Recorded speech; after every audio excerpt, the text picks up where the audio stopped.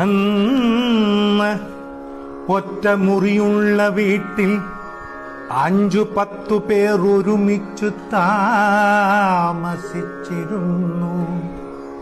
ഇന്നോ 5-10 മുറിയുള്ള വീട്ടിൽ 1-2 പേർ മാത്രം താമസിക്കുന്നു. അന്ന് 1000 പേരെ സഹായിച്ചവനെ ആരും അറിയാതെ പോകുന്നു.